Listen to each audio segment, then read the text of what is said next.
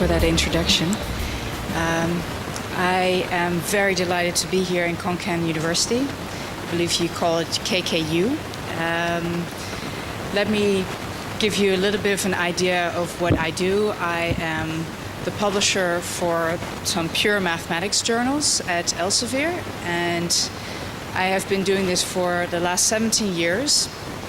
So in that time, I have also worked with economics and econometrics journals, and now the last 2 years specifically with mathematics. So I will, sorry?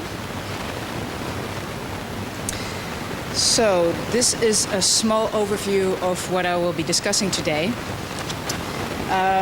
As you can see, I will first discuss the country, so Thailand in general, how you are doing in the research area, in the international research arena.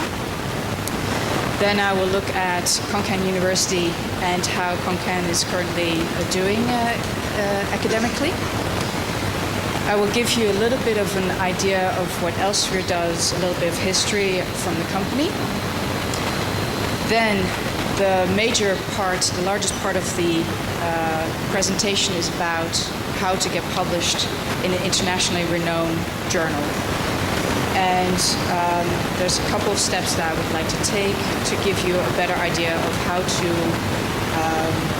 position your research in the best possible way and be successful with your research in an international environment. And then last but not least, what not to do. This is more on the ethics and unethical side of the publishing process.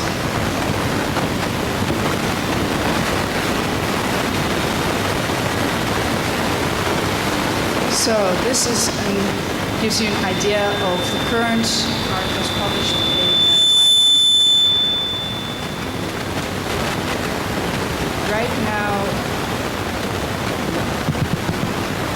Right now,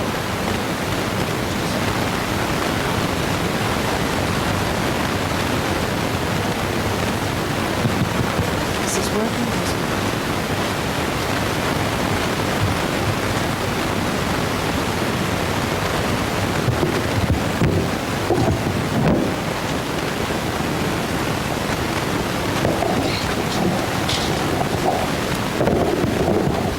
That's much better. So, as I was saying, these are the articles currently published in Thailand in international journals worldwide. There is close to 10,000 articles that were published in 2011. And you can see that this is rapidly growing, so I expect that about maybe 10 to 12% increase year on year now. So you're rapidly becoming more internationally recognized for your research, which is great.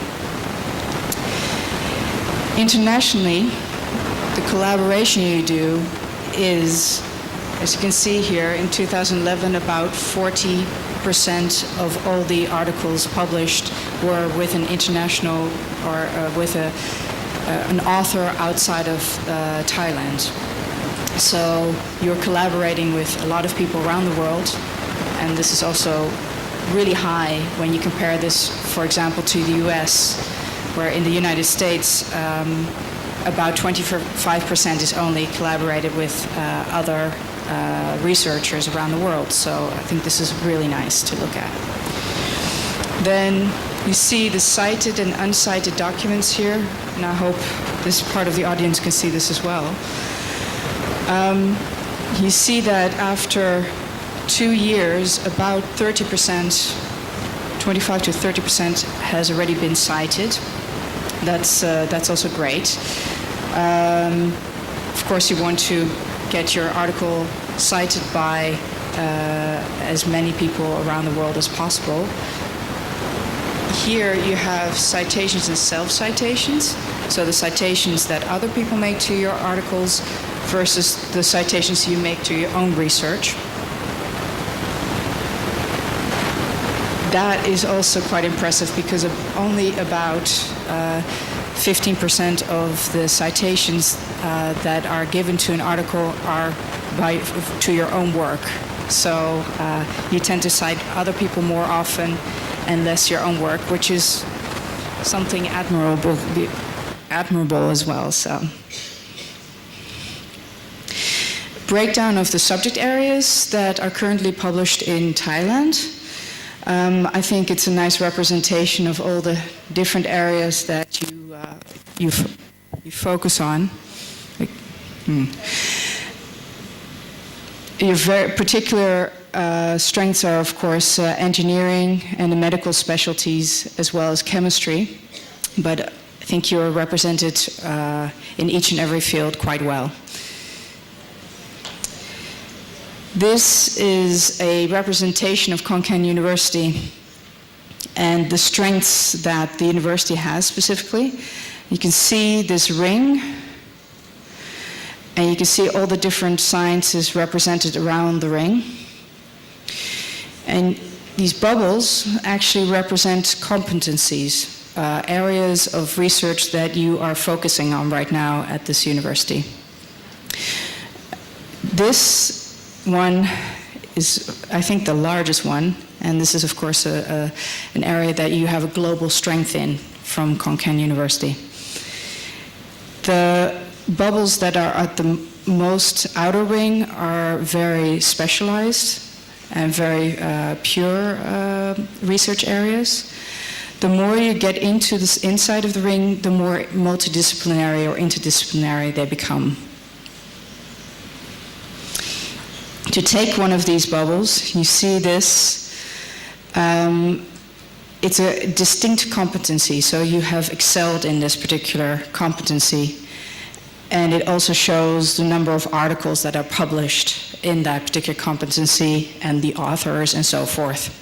So it gives you quite a nice source of information, really. Some history about the company. It's a very old company that started as a book printer back in the 1600s in Leiden, and it would publish about 3 to 4 books a year.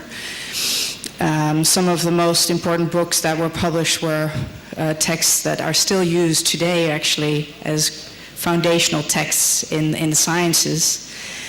Since then, we have moved on, and I must say I am based in Amsterdam in the Netherlands. This is the headquarters of Elsevier, but we also have offices in New York, in Oxford, smaller offices in Beijing and Singapore and so forth. So we're very much a global company. Some examples of the many, many journals that we publish.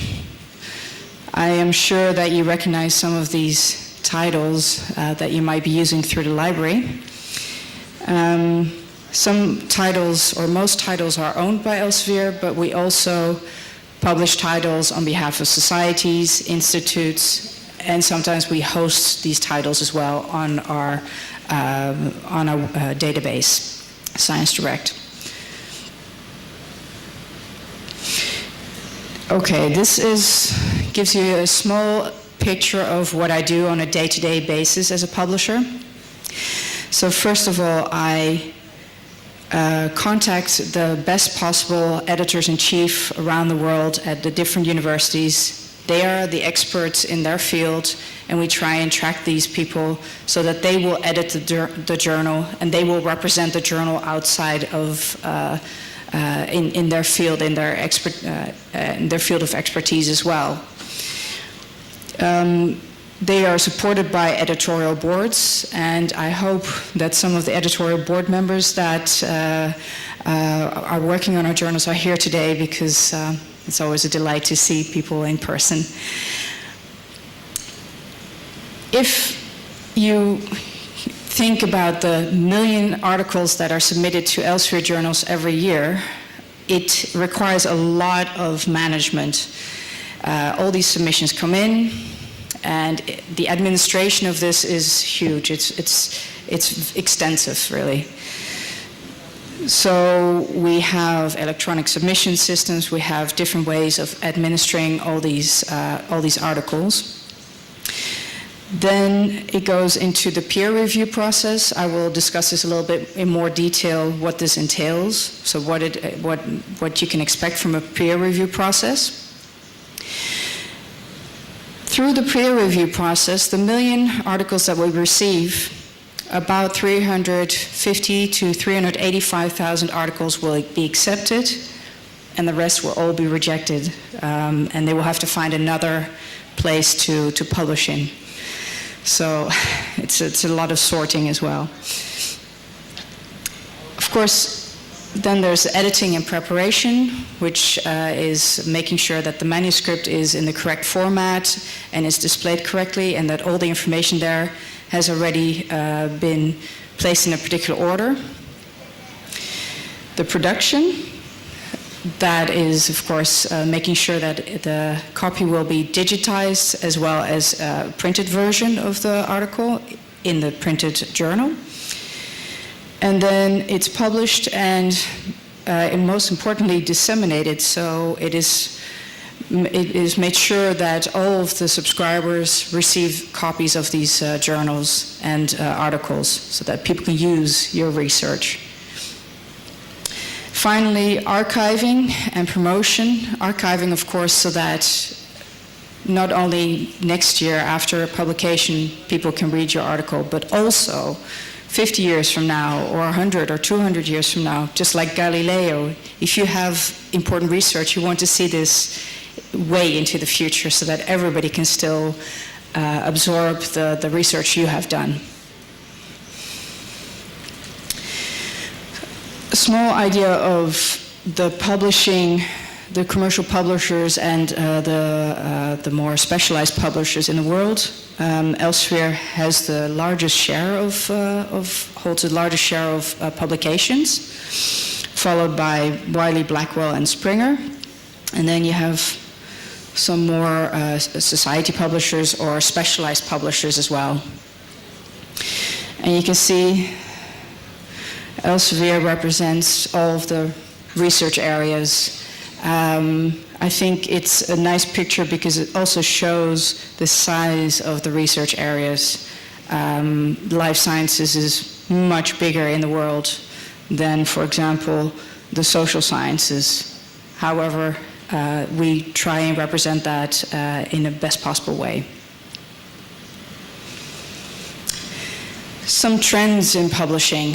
When I started with the company, we published everything in print. This is the only way that was at that time available, and it was a very slow process. It took a long time to do anything really, but things got accomplished. Now, this is 2012, but I would say 2013, 95% of what we publish is available electronically. So it's a switch completely to electronic environment. And I would say that the 5% that is missing here to make it 100% is really based on some of the older books that we have that were never digitized. But that is also being looked at because some of these texts are very valuable as well. I already mentioned the electronic submission system. Now, this is a much more efficient way, of course, of getting the submissions in, managing the submissions, and then also publishing the submissions.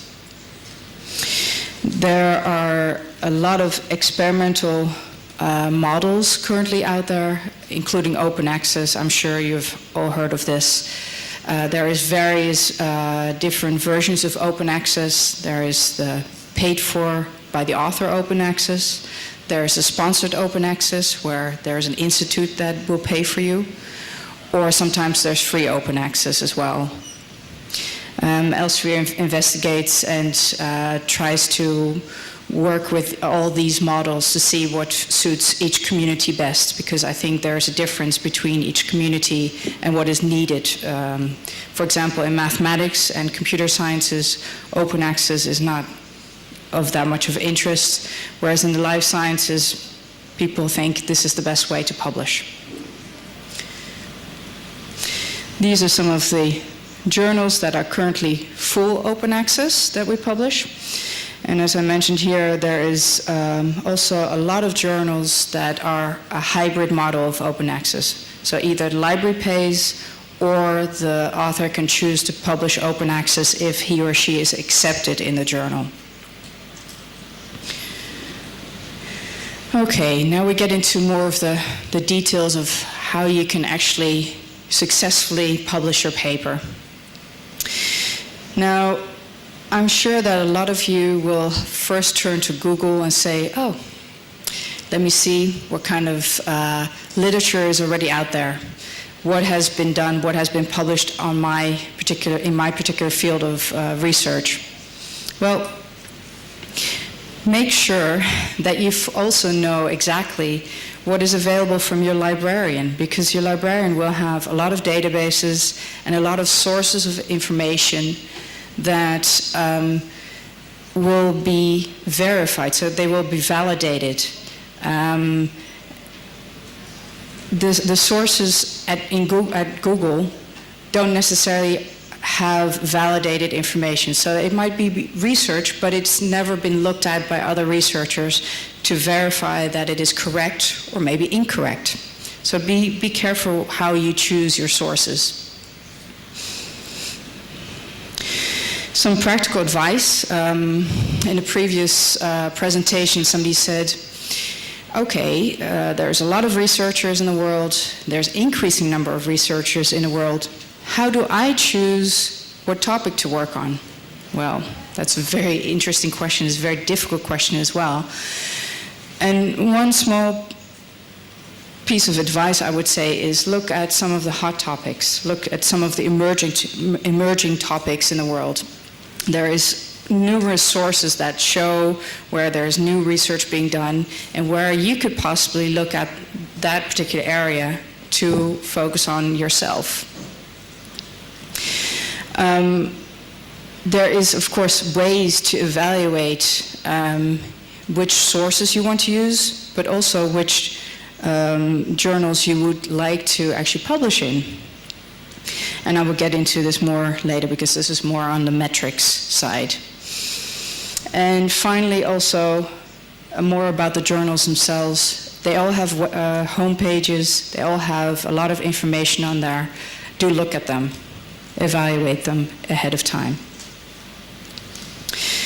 Okay, so this is a slide on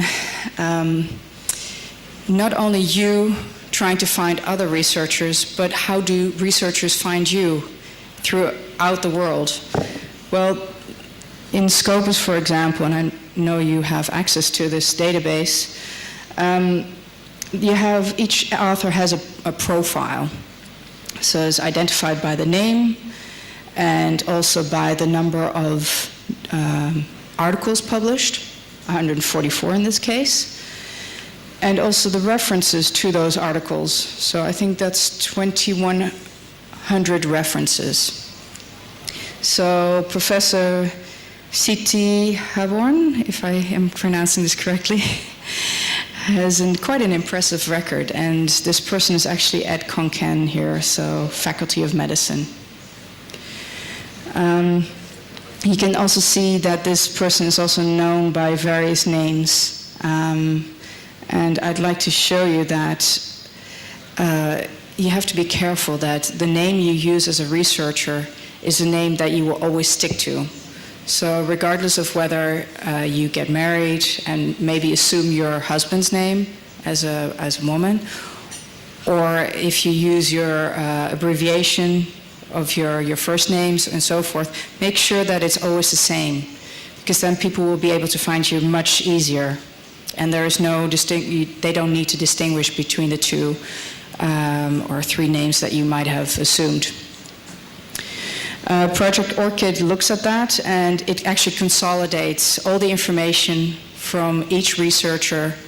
This is a project that is being done by a lot of publishers, but also by universities and administrators at the universities, to make sure that each person gets a unique ID and is always known by this particular ID, which is a lot easier, especially when you think about common names like Smith in English language, or Kim in Korea, or Lee in China. Sometimes there's 50 Lees, for example, at one institute, and they all have about the same initials, so which one are you looking for? This is an idea of what happens then. So this person has picked up his or her page in Scopus, but this is also done by other databases. And in this case, Professor Smith has to look at all the current articles that are allocated to his name. Some of these articles might actually not be his, so he has to make sure that those are taken out of the record. But alternately, some of the articles that he has published might not be included, so he has to make sure that those are actually included in his list of publications. And then finally, he receives this ID, unique ID, so that everybody can always find him under that particular ID if they're looking for him. With a number of increasing number of researchers around the world, I think this is very important, I think. Okay, so this is some of the metrics I was previously mentioning. The H index, of course, is something that came about by Professor Hirsch. And Professor Hirsch wanted to look at the individual researcher and value how well they were doing citation-wise. And he took two unique numbers, the number of papers this person has published versus the number of citations by those papers, and he takes the median here. So, for example, this person has published 20 papers with 20 citations, then the H index would be 20. It's a very simple metric, I think. Of course, there's also something like the impact factor. I think this is something that is always looked at, especially by administrators at universities, to evaluate what journal is higher ranked and so forth than another one. I don't think I need to go into too much detail about this because most people know how an impact factor is calculated. But do keep in mind that the impact factor for different areas is also different. So, for example, for the fundamental life sciences here, you see that the impact factor is about an average of 3.2. That's average. Whereas in the area I work in, if a journal has an impact factor of 0.5, they think, oh, this is okay, this is good. So compare it within the field, I would say. Now, having said that, there's other metrics, of course, to look at, ones that are quite interesting to analyze and evaluate journals. Schemago Journal Ranking, SJR, that's more on a prestige level. So it looks at the prestige of one particular journal and ranks that against the other ones. So, for example, Cell or Nature would be very highly ranked, and the European Journal of Cell Biology, blah, blah, will be ranked quite low. Source Normalized Impact per Paper, SNP, that's a more contextual way of evaluating. So it really looks at that particular field and that particular field only. So only those journals in biology or those journals in chemistry, and it doesn't take the other ones into consideration. Through Scopus, once again, you can click on the analytics button here, and you can actually choose a whole bunch of, you can search on a particular journal, and then choose a couple to compare the journals against each other. There's the SJR way, there's the SNP way, and there's also some of the other ones like not cited, so that you can really look at what a journal's doing. It's important to objectively look at the journals in different ways, because then you can see here, for example, that even though Cell is ranked second in impact factor and SJR, when you look at SNP, it's ranked first. So it becomes a little bit more balanced view of how a journal is actually doing. Okay, so before you write your article, of course you have a reason why you've done this research and why you want to get this article published. Perhaps you want to get funding for something, or you're trying to finish your degree. That's probably true for a lot of you here. Perhaps you want to get promoted because there's better jobs, or there's a new university that you want to apply for. Well, whatever your reason, the editors and reviewers that you are going to submit to are not going to know this, because they don't know you personally. So just be careful that even though you have this high expectation, they're not going to know about this, and there is a way to let them know, and I will get into that as well later. Do keep in mind, before you write your article, your paper, it is your passport to the community. This is your identity to your community. And a thought question. So when you're reading papers, you can probably tell already by reading a paper whether it's an okay paper, a poor paper, or whether it's an excellent paper, because it captures your attention. And I will tell you a little bit more about how to not go for the poor one, but go for the excellent article, so that you get your research published in the best possible way. So how do you determine if you're ready to publish? Well, this is really the form in which you want to work in. So if you're presenting new or original results or methods, then I think you are ready to publish. Maybe you're rationalizing or looking into more details and trying to work out something that somebody has previously worked on. That could also be a reason to publish. And then finally, reviewing or summarizing a field, which is usually done by more senior researchers, could also be a reason to publish. I should say that reviewing or summarizing a field is something that a lot of people are invited to do and not necessarily do out of their own will. So this is more something that an editor will say, Professor so-and-so, I think you are the best possible candidate to survey this field because you have been working in this field for a very long time. So if you're ready to publish, what you need, of course, is a very strong manuscript. So what is a strong manuscript? Well, it has to be novel, so new. It has to be clear. It has to be of use to others. And of course, it has to be exciting, and not exciting as in, wow, great, woohoo, but it has to be something that you feel excited about and that you think other researchers will also be excited about. Of course, it has to be presented in a logical manner, just like you are doing your research, which is very logical steps. You want to construct the paper in a logical way. And of course, reviewers and editors, first of all, have to understand what it is your research was about, why this is important to their subject field. Do remember, editors and reviewers are really busy, just like you are.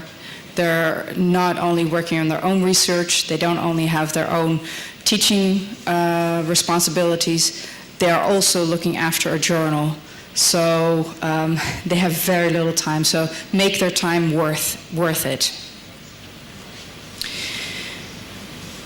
This is a summary of what I already discussed about the types of research that you would be publishing. So a full-length article, a letter, or a review paper. So the difference between the full-length article and the letter is really, a full-length article is a piece of research that has already been thought out carefully and from start to finish, and it warrants a full-length paper.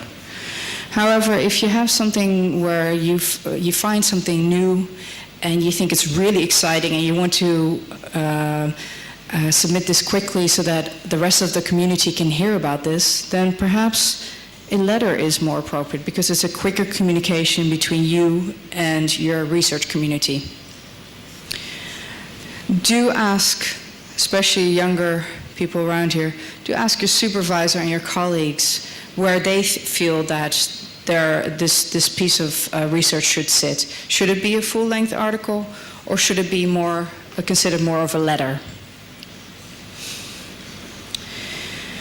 So then you have to also think about the audience. Who are you writing to? And let's be clear that each community in the scientific world has a different way of communicating. It's very subtle, but it's different. So if you know who you're writing to, then you can be much clearer in what you want to say, whether you want to be conciser in one area and more lengthy in another area or so forth. But do keep your audience in mind at all time. And of course, is the paper of a local interest or of an international interest? Keep that in mind as well. Because even though you might have done a local study, it might be of international importance. So try and make that transition yourself so that your readers will understand why it is of international importance. Choosing the right journal. Well, you get a lot of people that say, my first article, I will submit it to Nature. Good luck. It's, of course, if you really think that the research you have done can be accepted by such a high-ranking journal, a journal that receives thousands and thousands of really good submissions a year, then by all means go for it. However, if you feel that your research is top, but not quite for such a broad journal, then do look at the top journals in the field-specific area. So look at the ones that are specialized in your area. And subsequently, also look at the more, maybe not prestigious ones, but the ones that are still well-known out there. Don't make this mistake by first aiming really high and then going down lower, lower, lower. Be realistic about where your research sits in the environment of all these journals. So this is just an example of one of the journals I publish. And you can see that there is quite a description about what this journal, the type of articles this journal accepts, on which fields it accepts it in. And it gives information about the editor-in-chief and the editorial board. It gives you a good idea what type of community is behind this journal. It also gives you an idea of the types of articles that are already published here. So then you can evaluate whether this would be the right place for you to submit to. Do ask, once again, your supervisors. They're going to know, most likely, because they have experience in this. They might have made this mistake of submitting to Nature first, or maybe they've been very reasonable and thought about this carefully, and they're intelligent, and I'm sure they are, actually. The references you have used in your article are likely also to be given good indication of the type of journal that you would want to submit your article to, because obviously you're doing the research in this area and you have not chosen those journals for nothing. please don't gamble on submitting your article to more than one journal at the same time. So only submit one to one journal. If you get accepted, then great. If you get rejected, then move on to the next one. It's not ethical, and in fact, a lot of the editors or reviewers will find out quite quickly that, hey, wait a second, you have submitted to my journal, but I hear from a colleague that you're also submitting to this other journal. That's not right. I think you can all appreciate that a fish is very tasty, but this is where the most meat sits. So I think this is a nice representation of, you first see the head, of course, of a fish, the title, the abstract, and the keywords, which are used in abstracting and indexing databases to find your article, so that you will, the researchers in your area will be able to find your article easily. Of course, then you get the main text, the body of your work, where you show your experiments, you describe your methods, and so forth. And finally, the conclusion, the tail needs to be included, of course, as well, the references, the acknowledgements, and so forth. It says your journal space is not unlimited. I would say that is a statement about the length of an article versus what is needed to express what your research is about. So if you can write an article of 20 pages versus an article of 50 pages, it is more likely that it will actually be read, because people don't have unlimited amount of time to read everything. I wish we did, but then it'd be very slow research. Okay, so this gives you an idea of the writing process. Here you see that, of course, you start with the title and you finish with the tail, with the conclusions and acknowledgements and so forth.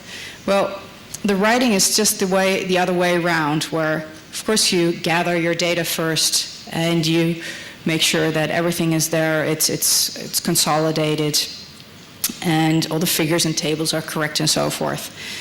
Then you look at the methods, the results, and discussion. You write that. Then you write your conclusion and your introduction. And finally, you look at your title and abstract and keywords. That's done in the last bit.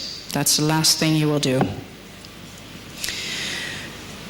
I get questions about this quite often. So, do publishers actually correct language? And the answer is no. And why? Because if we correct language, then some of the things that you have said in your paper might actually be incorrectly changed to mean something completely different. So, by all means, you as an author are responsible for making the language as clear as possible in your paper. So the publisher will not look at the language. It will check the grammar and some of the spelling perhaps, but it will not alter the sentences, because the sentence structure is sometimes very important for a particular meaning to be understood by other researchers. There are, of course, services that are offered, including from Elsevier, but I would also say that do ask colleagues around you that are native English speakers to look at your paper. Use those as resources as well. And if you're collaborating with an international author, and that author is actually a native English speaker, then most likely you will be sharing that workload in that way, where he or she actually corrects the language as you go along. So scientific language is, of course, very specific. It's not, it has to be clear, it has to be objective, it has to be accurate. And of course, it has to be short. And I say short in the sense that it has to be as concise as possible. In order to be successful, of course, use the English language correctly. I mean, I think that's understood. That's very clear. Check for grammar and punctuation. There is very good tools, of course, that are for free or that you can already use on your computer. Or once again, look at some colleagues or peers that will be able to help you with this. Construct sentences simply. I mean, don't try to incorporate too much in one sentence, because if you reread your own work and you don't understand it, then I don't think anybody else will either, so keep this in mind. Reasons why this is so important. You are writing a lot of abstract concepts, and therefore it needs very precise writing. If you're not going to be there to describe or to support your work, you have to be very careful in how you write things down, because you're not going to be able to say, pick up the phone and say, oh, I saw that you were reading my article. Let me explain a couple of things. This is not possible in the international world. It would be lovely to do that, but no one wants to read pages and pages of formulae or of text descriptions, reiterations of things. Therefore, once again, brevity. So condense it as much as possible. Be very precise and concise. Why is language important? Another slide I would say, which I think is always quite shocking. Editors and reviewers don't want to guess what you mean, especially the editor receives your work, and then this editor, who is quite an outspoken person, I would say, he said, trying to understand this, I don't understand because it looks like it's garbage. And in fact, there's 6 grammatical errors already in the abstract, let alone in the rest of the text. So I didn't even look at it. And he says, don't waste my time. So it's a very clear message. And this is why some people are not successful in getting published, because their ideas might be good, but they cannot write their ideas down correctly, and in a way that is understood by the editor, first of all, who is the gatekeeper to the journal, and then subsequently to the reviewers, and so forth.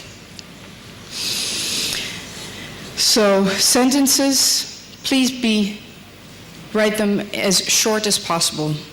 6 to 9 words, I think, is probably the guideline I would like to give you. Then it's very clear what you're trying to say. Avoid using more than one piece of information per sentence. So one idea is more than enough per sentence. And certainly also multiple statements are not needed in a sentence. This is one long sentence here as an example. Now, I invite the author of this to understand what he or she said here, because nobody I have spoken to actually knows what is being conveyed here, and it's just one sentence. It's not a good idea.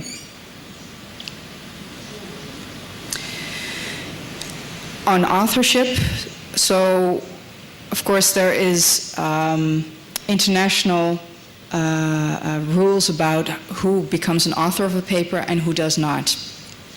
There is 3 conditions that need to be met.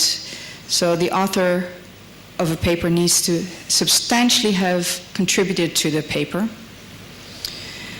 The draft and the revised article has to be seen by this person, and the person has to give approval of the final version sent to the publisher, to the editor, for submission.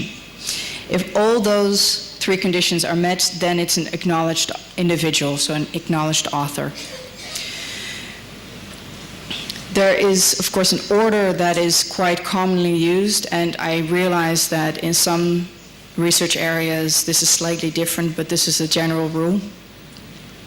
There's the first author that conducts and supervises everything, and then finally puts the paper together. Then there is the corresponding author, and this person tends to be the one that also communicates with the publisher and the editor. Do avoid ghost and gift authors. So ghost authors are those authors that are not acknowledged in the paper, but however they have actually contributed to the research and the paper itself. And gift authors are those that somebody said, oh, I really like this person. Put him on the paper. You know, he'll appreciate that we have included him. But they're not actually authors. They didn't do anything. So don't do this. It's not good. Then we get into the title. So to make a good title, it has to be short and it has to be informative. Because this is, of course, your way of describing your whole article in one sentence. Identify the topic of the paper. Begin with the subject of the paper as well. Of course, it has to be accurate. It has to be unambiguous and specific. And don't use any rarely used abbreviations. So things that you might have come up with and that might be described in the paper, but in the title, nobody's going to understand what they mean. If possible, try and be as short and concise as possible, because they're going to be the ones, those titles are going to be the ones that are picked up most quickly if somebody looks at an overview and they will say, oh, this is a nice title, click on it. It might not even be relevant, but those are the titles that are clicked on most often. My guideline to you is try not to exceed one line of text for an article title.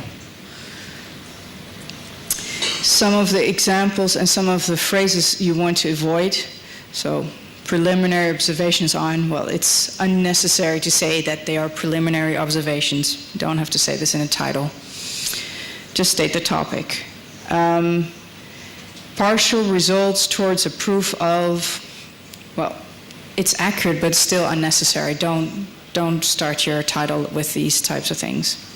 And here is a title with all these different abbreviations and jargon that is specific to that paper. It's not going to mean anything to anybody until they read the paper. I asked one of my editors to come up with a couple of titles which he thought were quite catchy.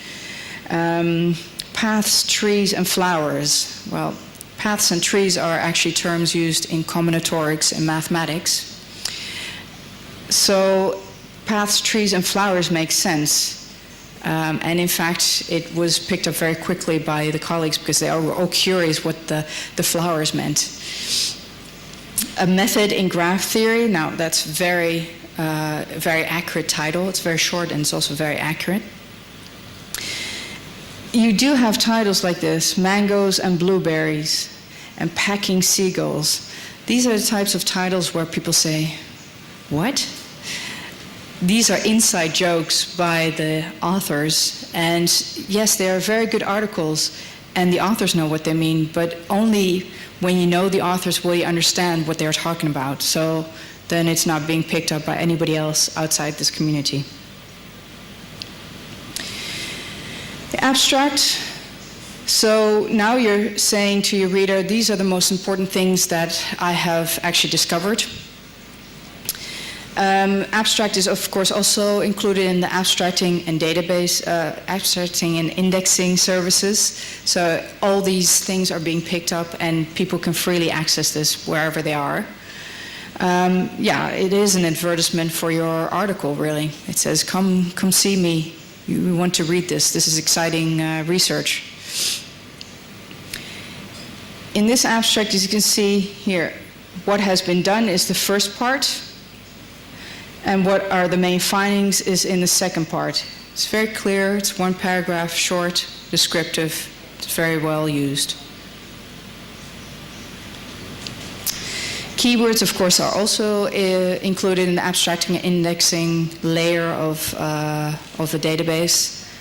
and they're really also labels for your manuscript. Do only use abbreviations that are known and understood by the rest of the community. Don't use any abbreviations that you might have come up yourself or that are rarely used. And yes, check the guide for authors, because the guide for authors of one particular journal might say, please use this specific format for keywords or this particular database or tree. Here you have a couple of titles and the keywords that they have used, going from quite generic to quite specific. It describes the article nicely, actually. Then you get into the introduction. And of course, this is when you want to convince your reader that, in fact, yes, this is the article that he or she will read from start to finish and get all excited about. So you get from very generic questions like what is a problem and existing solutions, and they get into much more specifics. What are you hoping to achieve, and what are the limitations? So write it in that way. The methods and experiments follow. It includes all the important details so that what the reader can actually do is recreate your experiment if this is relevant to your article.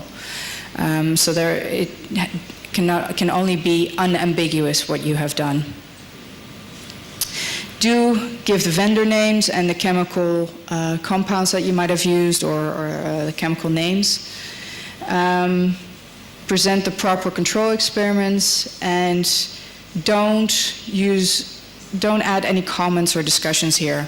This is purely the experiment you're describing. Write in the past tense. I think that's also important because you have done the experiment already. And here you can consider supplementary materials which follow at the end of an article, but will not actually be published with the printed version of the article. It will only be published with the electronic version. From the ethics community, you have to, of course, receive approval if you're doing experiments with humans or animals. There's international standards that have to be met, and the international standards are unambiguous. So make sure that you adhere to all of them, the Helsinki Declaration. Editors might have questions about this, of course, and they might still question whether what you have done is ethical, but okay, that's for another discussion. So then you get into the results. What have you found? You only include the main findings. So don't get into much detail here, just the main findings of your research. And how do they differ from findings that you or your colleagues might have previously published, so that you can make a distinction between the two or more? And of course, if there's unexpected findings, maybe negative results, also include this here. Of course, you also have to do your statistical analysis here, and I think somebody asked me the other day, so which actual software package do I use? What is accepted? Once again, look at the guide for authors for a journal, and they will give you guidelines on which is, commonly used in that journal. And it's usually more than one. The results, of course, can also be shown and displayed in figures and tables. Illustrations are very important because they tell a lot more than how you could possibly describe it in words. Do remember that the captions and legends have to be detailed so that it's clear where this fits in with the text. And of course, no duplication of results should be described in the text, because that's not necessary. And that avoids you being very lengthy as well in your article. Appearance does count. This is, I think, always a nice illustration of where the author, wrote his or her text in English and then forgot that there was a little label here, I think in Chinese. So any other author is not going to understand, or any reader is going to understand what this means. I don't even know what this picture is, but this one here, it says drug crystals, and it just points at two things, and okay, maybe the author should have used color here or zoomed in more to really show exactly what these drug crystals, what they look like, because this is not very clear. When I say color, only use color where it's necessary, so where it enhances the picture and where it makes it clearer what you're trying to say with your figure or your illustration. And don't include long, boring tables, so with long lists of data and so forth. So that you get into the discussion. So what are the results and what do they actually mean? Then you get into how this could possibly be a new finding in your field. Check for the following. So, did your results relate to the original question or not? So, did you provide any interpretation of each result? And are they consistent with what the other investigators have reported? If not, then explain why. Are there any limitations to what you have done and what you want to do? And most importantly, do not make any statements that go beyond the results that you are displaying. So then it won't be followed by anybody reading your article anymore. Conclusion. So present the global and specific conclusions here. Possibly some of the uses and extensions of what you have been doing, not you yourself in later experiments, but possibly maybe your colleagues want to pick up on this. And just make sure you don't summarize the paper here. You have already said what you wanted to say in all the other parts of the paper, so this is just a conclusion part. Lastly, sometimes people say, oh, so this is where I say that my results and my experiment are going to impact the world in such a big way. I want to say this here. Well, let the reader decide that for themselves, okay? Acknowledgements. So all of those people that might have worked on the paper, but they're not really authors, you need to acknowledge them here. You need to thank them for the time and effort. These can be advisors, of course. Sometimes if you have received financial support, you should certainly include people here. Sometimes proofreaders or people that have corrected your English or looked at some of your research. These are the people that you want to acknowledge here. References, get them right. Well, references, get them in one particular format, I would say, is more precise. So be consistent in how you state your references. Most publishers nowadays will take your references, and if they're in the one correct style, they will make sure that the references are then changed into the format of that particular journal. So don't worry too much about the format for that journal that you're submitting to, but just make sure that they are always in the right way. What you want to avoid here is communications, like personal communications between you and maybe a colleague, or unpublished observations, or possibly if something was published in a local language. Essentially, you're writing to an international audience, so you want to make sure that all of the work that you have used is also can also be read and understood by them. So if they look at the references, they will be able to click on this and say, okay, well, then I will look at this to see why they use this as a reference. If it is in a local language, a lot of people are not going to understand it. So avoid that if possible. If it's necessary, then it's necessary. But if there's an English if there's an English version, please use that. Supplementary material, of course, it's of secondary importance. But if you feel that it is going to support your article, please do use it. It can be audio or video as well.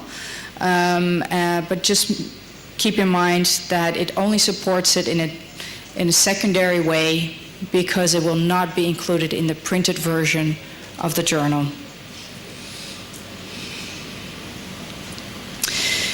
Okay, this is a suggested length of each part of your paper.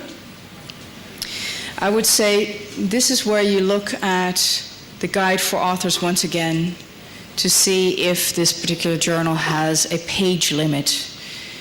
If the journal says, do not send me articles that are longer than 20 pages, please make sure that you don't do this, because likely the editor will say, 25 pages. Reject. So it's wasting your time, but it's also wasting the editor's time. This is just a list of approximate numbers of pages, so don't take it to heart, please. And do remember that letters and short communications, of course, are, once again, short communications are shorter, and therefore the page limit will be much shorter, maybe 3 to 5 pages at most. Abbreviations, if you're going to use abbreviations, then make sure that you describe the abbreviation first, after which you can use it throughout the rest of the article. But also, if you're going to use abbreviation in the abstract, also describe it there. And if you're going to use a particular term only once, then you don't need to abbreviate it, because then obviously it's never going to be used again in the article. If there are abbreviations, of course, that are firmly established in the world, and I think DNA is one of the most commonly used ones, then yes, of course, you don't have to describe that, but otherwise, please describe what the abbreviation is. So before you submit, you have written your article, you've finished it, it's on your desk, or it's on your laptop. Put it away for a couple of days, look at it again, and then start rewriting, because you're likely to find that some of the things that you said before might be written in a different and a more concise way. And then you do that again, because you have to write and rewrite and sometimes rewrite again in order to make it as clear as possible. Do ask once again your peers, your colleagues here, but also your supervisor. I think this is one of the most important jobs of a supervisor in this stage, to evaluate the paper then and say, okay, I like it the way it is, or maybe you should change this, or maybe you should expand on this a little bit more.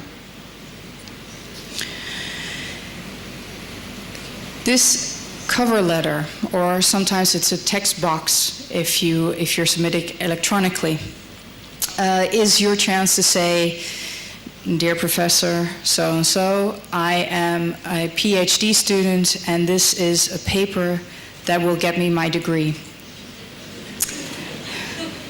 There's no guarantees here, but this is the place to actually say, maybe the reason that you're publishing or you're trying to get published is this is the place to actually say this.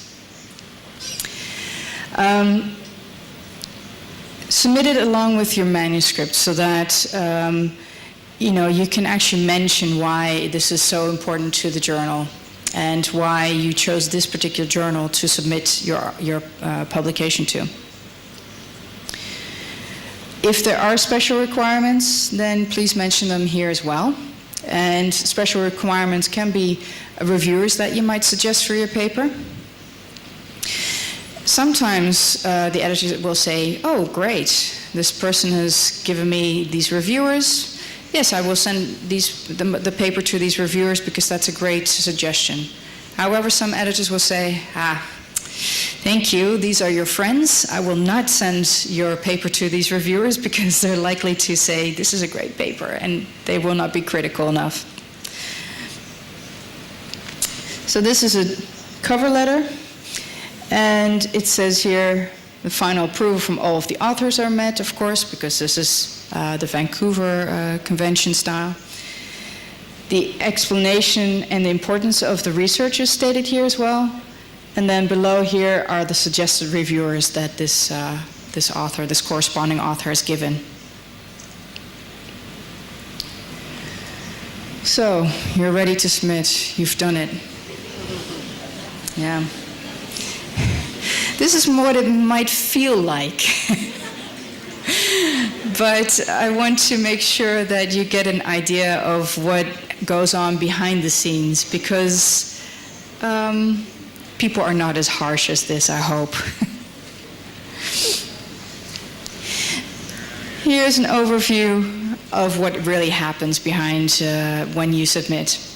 So you as an author, you submit your paper to a journal, and it goes to the editor, and the editor looks at the requirements and says, oh, great, everything is met, you have given me all the information that is needed. Or maybe not everything is there, then it will be rejected, but it will be asked by the editor to submit again with all the requirements. Sometimes editors already look and say, oh, but I don't understand why this author tried my journal, because this is out of scope. This is not what we publish at all in this journal. So that might also be a reason to reject immediately. However, if everything is met and the topic seems appropriate to the journal, then the editor will either assign it directly to reviewers, or sometimes ask an associate editor or an editorial board to look at it and then once again submit it to the reviewers. Now, in each scientific discipline, there is a rule of thumb about the number of reviewers that are asked. Now, for example, in pure mathematics, it tends to be just one reviewer that is asked to review. But sometimes in the life sciences and biological sciences, maybe 5 or 6 reviewers are asked to look at one article. So it all depends on which discipline you're working in. So then the reviewer looks at the paper and gives a recommendation. Now, typically,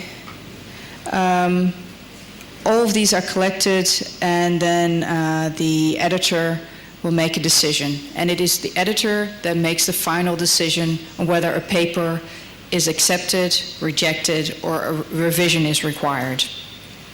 The reviewers only recommend. The editor makes her decision, and yay, here you get accepted. Well, maybe not, but we'll look at that. Mostly, either papers get rejected because they are the quality possibly is not of a particular standard that the journal is looking for, or maybe the type of research is too local and not of an international enough interest. But a lot of the papers actually go for revision, because then the editor and the reviewers will suggest all these different types of revisions to improve the paper, and then the author is asked to resubmit or revise the paper and then go back to the editor. Yeah, accepted. Well, if you are accepted on the first go, then I would say have a party, have a big party with the rest of your department, because it's very rare, but it does happen sometimes that papers are accepted immediately for a journal. Rejected, well, this is more common, and I'm sure that everybody in their career gets rejected many times for different reasons. Don't despair, it happens to everybody, just remember that. And try to understand why, because sometimes the editor will give you extra feedback, or the reviewers have given all of their feedback as well, and read why they feel that the paper is not accepted in this journal. Be critical, be self-critical in this case, and then consider that you are submitting to another journal, for example.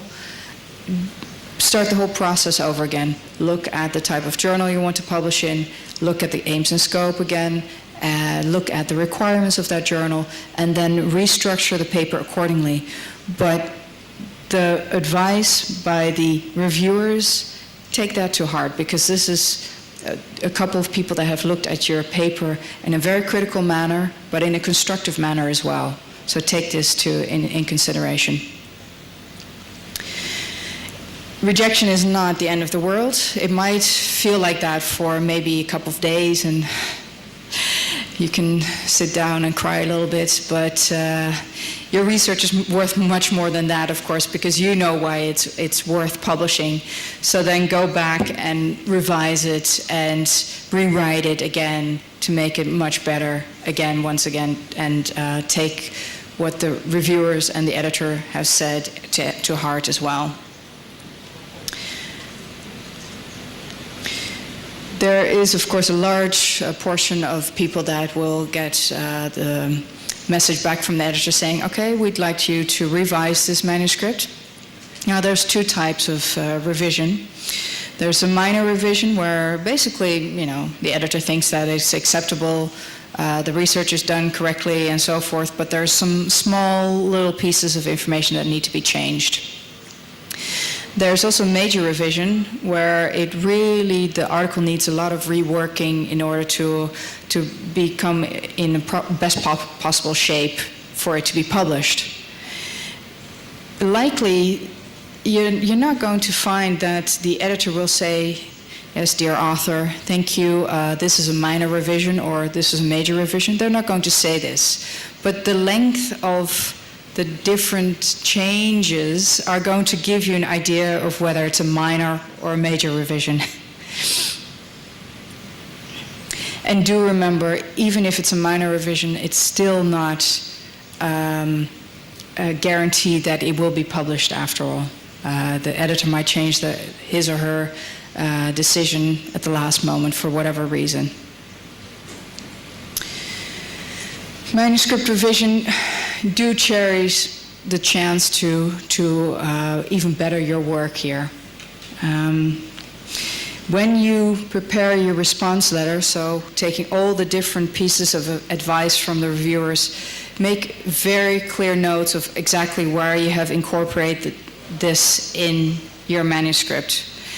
And there might actually be a couple of pieces of advice that they have given you where you say, I don't actually agree with this because it's going to alter my research. Then also give that response. Make sure that you tell them why you're not taking their advice here. Talk to them. Make sure that they understand why you're doing this. Do yourself a favor here, though, and you have spent weeks and months and sometimes even years preparing this research, so take the time to revise your manuscript. Okay, so then we get into, you have done all of this, you have submitted your manuscript and it gets accepted and so forth. So what is not done in the publishing world, in the research world? Certainly, I think it is becoming increasingly a threat that people are unethically publishing.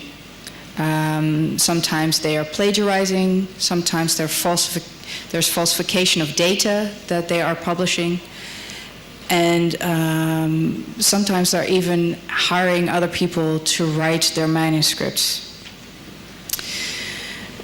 For publishers and for editors, this phenomenon is increasing quite exponentially actually right now, so it's a real threat to the science world. These are some of the ideas that some of the cases of misconduct that you can think of. So the fabrication of data or cases, the willful falsification of data, plagiarism, not getting ethical approval for something,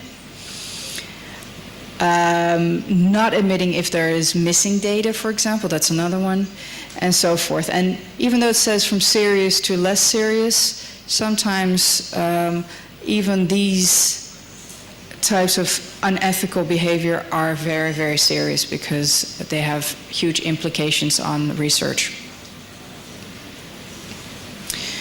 We have a couple of electronic tools that we use. Turnitin is used specifically for universities, so the university will look and evaluate your work against a database. And Authenticate is used mainly by editors and publishers to look at a submission and hold it against a database of more than 20 million articles and see where certain pieces of text have already been used by somebody else. Of course, with any type of electronic tool, it always requires human eyes to determine whether it is actually in fact plagiarism or not. So it's not a guarantee that even if it says that 80% of somebody's article has already been published in other pieces of information. In social sciences, for example, it might mean that this is a formal language that they're using that is commonly used in other articles as well, but that's not plagiarism. Plagiarism is falsifying somebody or using somebody else's work. Do remember that aside from the electronic tools, of course, there is your peers, your colleagues that are looking at your data as well and your research, and they might be the ones that say, I don't think this person was responsible for this. I didn't see them doing this type of research. There's people in every corner of the world looking at this, and most of the people that do plagiarize or do falsify are actually found out. And they might be young researchers, they might be senior researchers, and they might be so senior sometimes that they actually make the news. This is a German minister that had received his doctorate in a very unethical manner. And he was thrown out of parliament, and I don't know actually what he's doing now, but I don't think it's going to be much to do with politics or research anymore. Down here we have a Dutch researcher that was recently found out, Diederik Stapel. Diederik, he falsified all of his data for pretty much 115 of his articles. And he was thrown out of the university, doesn't have his professorship anymore, of course, and I sincerely hope that he will find something else and something better to do in his life. Retraction notice to say that in this case the article has been retracted at the request of the editor-in-chief, and some of the reasons for that. And this big retraction sign gets put up on there. People will still be able to find this article, but they will see that in fact this researcher was unethical in his or her way of publishing, and his research is not correct. So it stays available into perpetuity as well. So data fabrication and falsification, which is what Professor Stapel did, making up data or results. Well, this can be very harmful, of course, because if you think about somebody in the medical sciences doing this, it could have implications on doctors prescribing medicine, and it could actually kill people as well.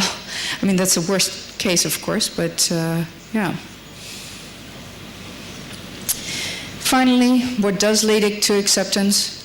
Attention to details. Make sure that everything is is done in a methodological way. You do this as researchers anyway, so make sure that you do this for your article as well. Check and double check your work. Make sure that you consider all the reviewers' and editors' comments that are made. Your English must be as good as possible, please, so that it's clear to everybody what your research is about. The presentation, of course, is important. Take your time to revise and revise again, perhaps, and rewrite. Acknowledge all those people that have been working with you and have helped you in your career and in your research.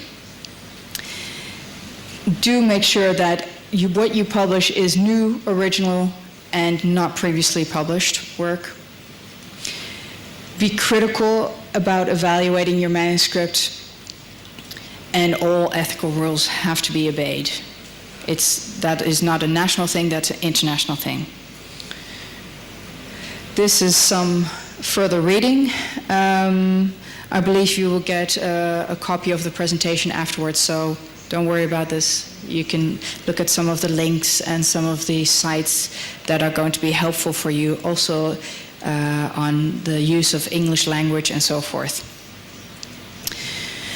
I'd like to thank you all for coming here today. Last but not least, there is a site for you for young researchers called Bigger Brains that will have a lot of this information on there that you can look back on as well, some video and some sound bites as well.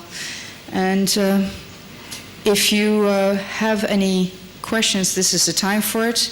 If you have any questions afterwards when you come back and think about something else, do email me. I will respond, and I look forward to your questions. Thank you.